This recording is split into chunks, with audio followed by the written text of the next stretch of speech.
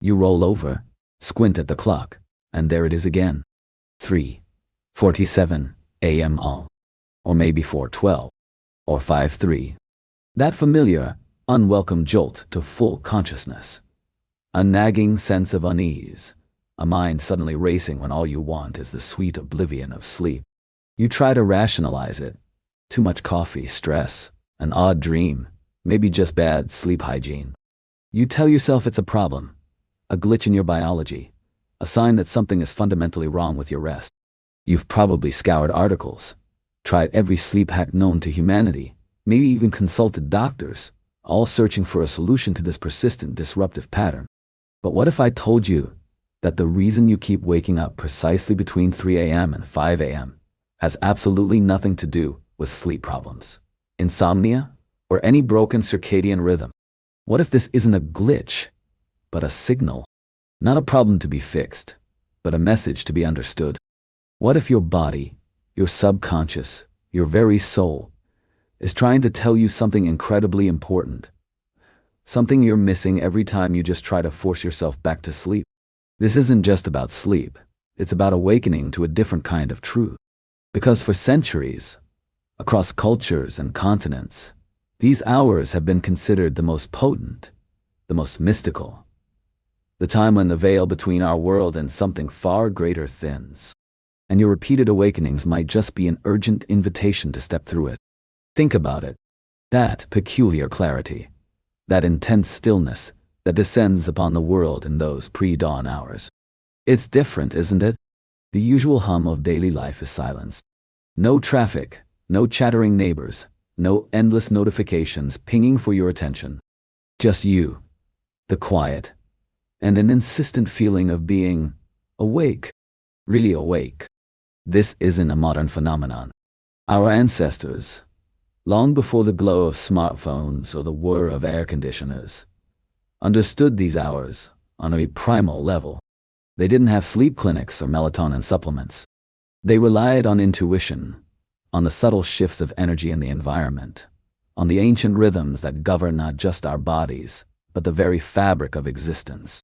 Across indigenous traditions, ancient spiritual texts, and even early Christian mysticism, this period, often called the hour of the wolf, or the hour of the devil in Western folklore, or Brahma Muhurta in Hinduism, was revered or feared for a reason. It was seen as a crossroads, a liminal space, a time when spirits could cross over, when revelations could be granted, when the unseen became more palpable. It wasn't just a random slot on the clock, it was a sacred window.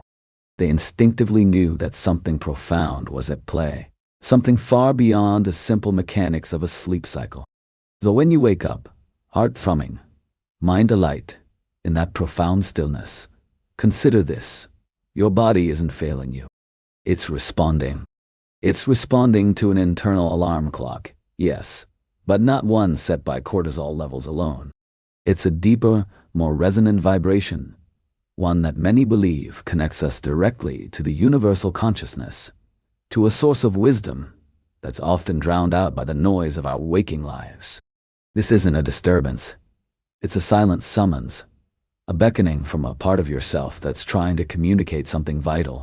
What kind of messages, you might wonder, could possibly be so important they'd hijack your sleep? Well, imagine Sarah, a graphic designer constantly battling creative blocks, feeling stagnant in her career.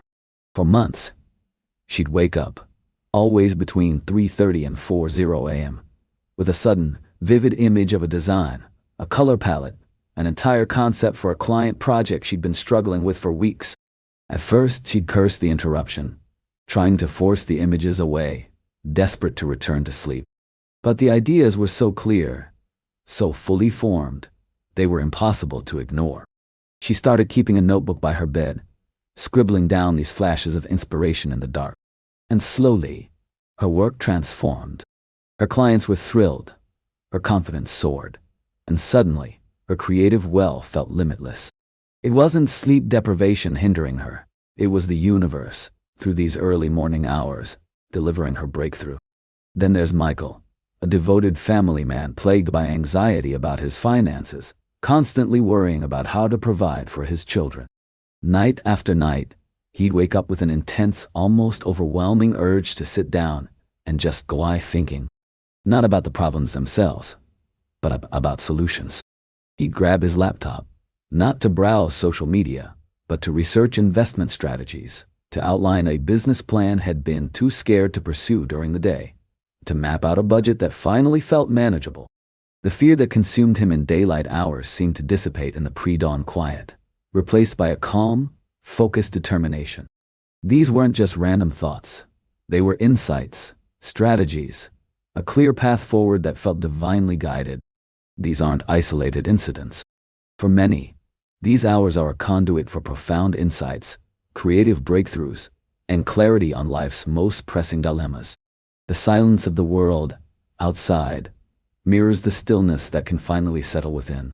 Without the incessant demands of work, family, and the digital world, your mind is free to roam, to connect dots it couldn't see before, to access a deeper well of wisdom that lies beneath the surface of your everyday consciousness. It's as if the universe holds its breath, just for you, to whisper secrets. But what if your experience isn't so direct, so obviously a message? What if it's just a feeling of agitation, a restless energy that makes it impossible to sink back into slumber? This, too, is a form of communication. It could be your soul urging you to address an unresolved conflict, to confront a long-buried emotion, or to reconsider a path you're on. The agitation isn't a problem, it's a catalyst. It's the friction created by your inner self trying to get your attention, saying, "Hey, there's something important here, and we need to deal with it." Many spiritual traditions speak of this time as an ideal period for meditation, prayer, or deep introspection, precisely because of this thinning of the veil. The energy is different, purer, less cluttered. It's a prime window for connecting with your higher self, your spiritual guides, or simply the universal flow of consciousness. It's not just about what you receive, it's also about what you offer. Sending out intentions, visualizing your desires, expressing gratitude. These actions are amplified in the quiet power of these hours. It's a two-way street of energetic exchange. So, the next time your eyes snap open, and the clock declares it's somewhere between 3 and 5 a.m., resist the urge to immediately reach for your phone, or to despair about lost sleep. Instead, pause. Take a deep breath. Acknowledge the stillness. And then, ask yourself, what is trying to emerge? What message is knocking at the door of your awareness? Is there a persistent thought, a recurring image, a sudden feeling that wasn't there before? This is not about trying to solve your sleep problem. It's about listening. Consider the potential downside of ignoring this call. If these awakenings are indeed invitations, then each time you fight them, each time you dismiss them as mere inconvenience, you might be turning away from significant opportunities for growth, for clarity, for solutions to problems that seem insurmountable in daylight. It's a form of loss aversion. You're not just losing sleep, you might be losing insights, inspiration, or direction. It's a quiet tragedy, really, to be offered a profound gift and mistake it for a burden. Instead of fighting it, try embracing it. Transform that agitated energy into something constructive. Keep a journal by your bedside. Don't censor yourself. Write down whatever comes to mind. Thoughts, feelings, dreams, questions, even random images. You might be surprised at the patterns that emerge, the clarity that forms when your conscious mind isn't trying to control the narrative. This isn't about being productive in the conventional sense, it's about being receptive. Or perhaps, simply sit in silence. Meditate. Focus on your breath. Allow thoughts to pass without judgment. This deep, quiet immersion can be incredibly restorative, even if it's not the sleep you intended. Many report feeling more energized, more centered, and more prepared for the day after even a short period of mindful wakefulness during these hours, precisely because they've connected with something deeper than physical rest. They've nourished their spirit. There's a subtle but significant difference between simply waking up and being called awake. The latter often carries a feeling of urgency, a mental alertness that defies mere fatigue. It's the body's entire system shifting into a state of readiness, not for fight or flight, but for reception. It's as if your spiritual antennae have been raised, ready to tune into frequencies usually outside your normal range. Your physical body is merely the vessel, aligning itself to receive this influx of information or energy. This phenomenon, while ancient, feels more prevalent now, doesn't it?